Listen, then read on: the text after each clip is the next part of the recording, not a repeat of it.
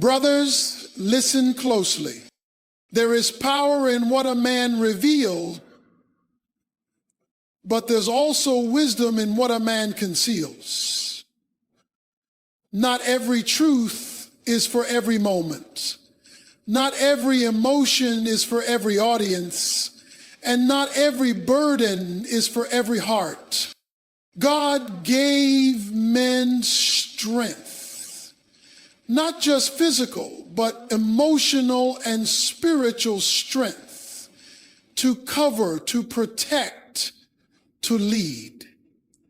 And part of leadership is knowing what to share and what to safeguard.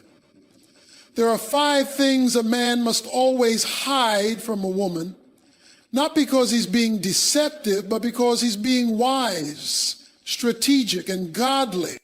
There comes a time in every man's life when fear knocks on the door of his soul. It doesn't matter how much money he makes, how many degrees hang on his wall, or how confident he appears in public. Fear is the quiet voice in the middle of the night that says, what if it all falls apart? Fear is that weight in the chest when he feels like he's responsible for everything and everyone, and yet he feels like he's standing on shaking ground. But here's the truth. Fear is not the enemy. Exposing fear prematurely is. A man must learn how to take his fears to God before he takes them to a woman.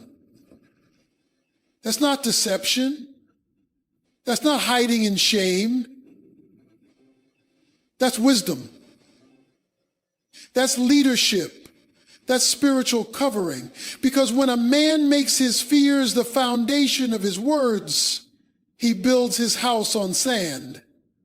And when the storms come, it won't just shake him, it'll shake everyone under his roof.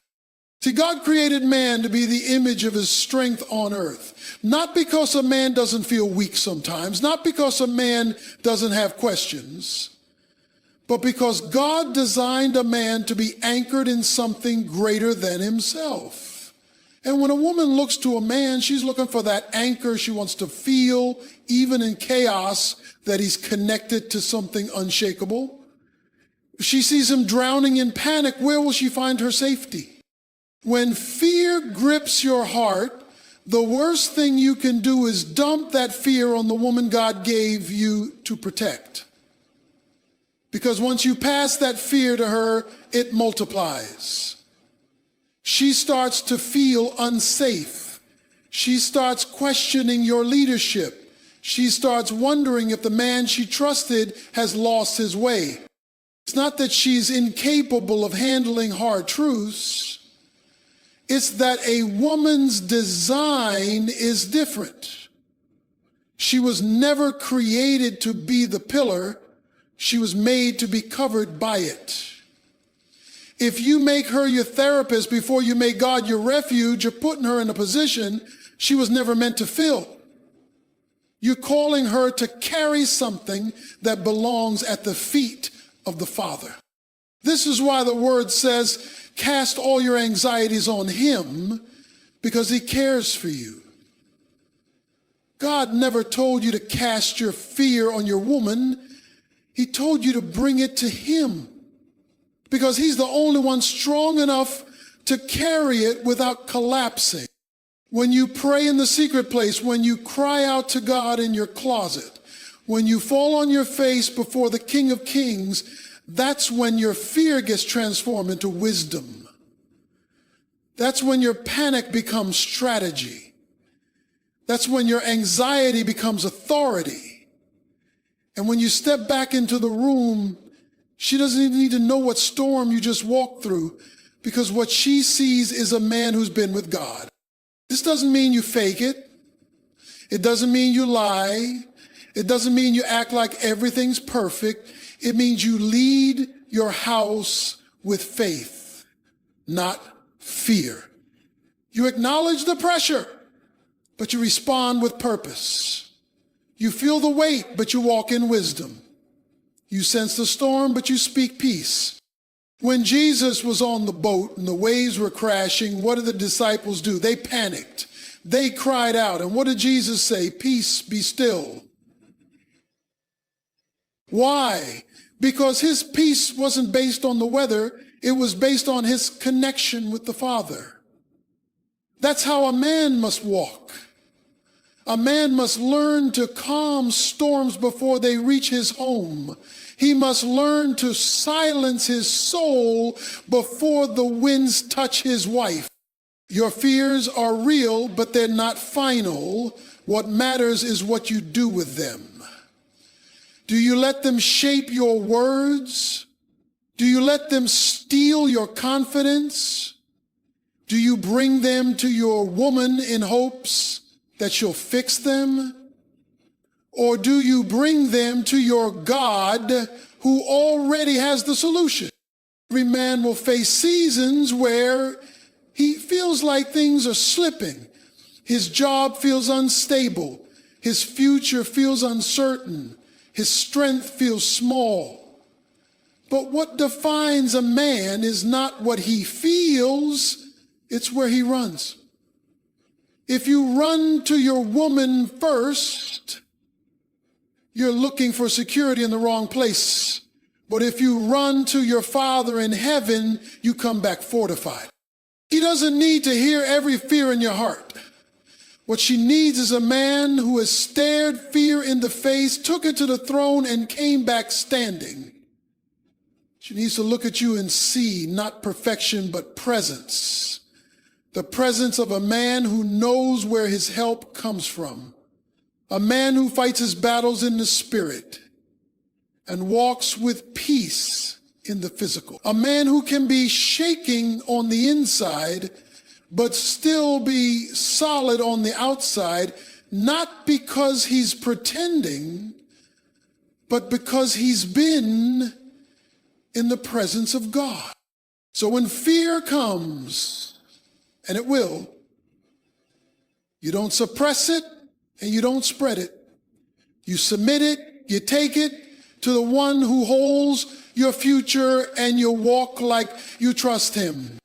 Because when a man is right with God, he doesn't have to expose every crack in his foundation. He just needs to make sure the house is still standing when the rain falls. Every man has battles inside him, storms raging beneath the surface that no one sees. These battles come from places you don't expect, past mistakes, present pressures, future uncertainties. Some are spiritual, some emotional, some mental. And while it's true every man needs to be honest, there is a fine line between honesty and overexposure. A man must guard his internal chaos and not make his woman his battlefield.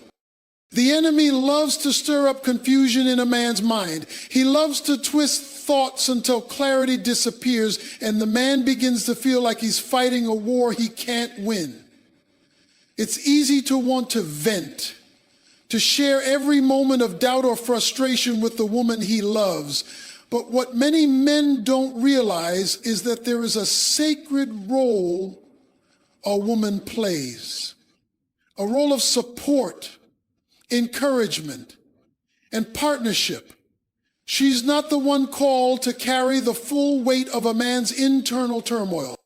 When you make your woman the container of your chaos, she begins to feel overwhelmed. The very person who should be your refuge starts to feel like a battleground. That confusion, that unrest inside you becomes her burden too. And it's unfair because she didn't sign up to carry the storms in your soul. What God calls a man to do is to bring his struggles first to the throne of grace where help is found. The word says in Psalm 46:1, God is our refuge and strength, an ever-present help in trouble. That means your first line of defense is your relationship with God. It's not to unload everything on her. That's a heavy load for anyone to carry. Honesty is important, but so is stability. Your woman needs to see a man who is walking with purpose and control, not a man unraveling. There is a difference between being open about struggles and drowning someone in the storm.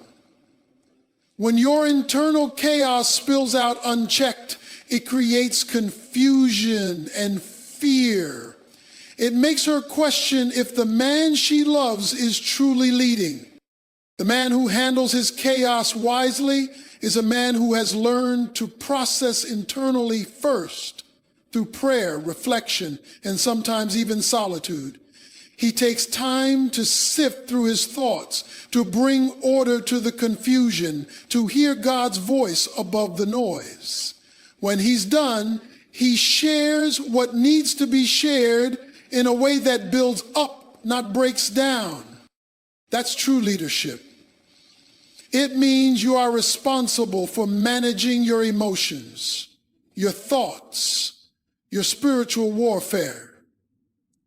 You don't transfer your brokenness to the woman God gave you to support. Instead, you walk into the relationship whole enough to love and protect. The Bible is filled with men who wrestled with their inner storms. David, the man after God's own heart, didn't hide his struggles, but he poured them out to God first. His Psalms are full of cries, but those cries were prayers, not emotional outbursts dumped on others. David shows us the pattern. Take it to God, not just to people. If you're feeling overwhelmed, the question is not whether to share, but how and when you share. Do you share after you've prayed and sought wisdom? Or do you share in the heat of the moment, hoping she will fix it? That's a dangerous place. Women are not spiritual counselors, they're partners. They encourage, they strengthen, but they are not the source of your peace. When a man drags his chaos into the relationship unchecked, it breeds division. It can make the woman feel helpless or even resentful. And it's not because she doesn't love you. It's because the weight of your battles was never meant for her alone. Learning to manage your internal chaos is part of what makes you a man of God. It's part of walking in maturity. You recognize that the peace of your home is worth the discipline of self-control. You realize that a storm inside you can become a storm inside her, and that's not the legacy you want to leave. Instead, choose to be the man who brings calm in the midst of the storm. The man who doesn't just complain about the battle, but fights it with prayer and purpose.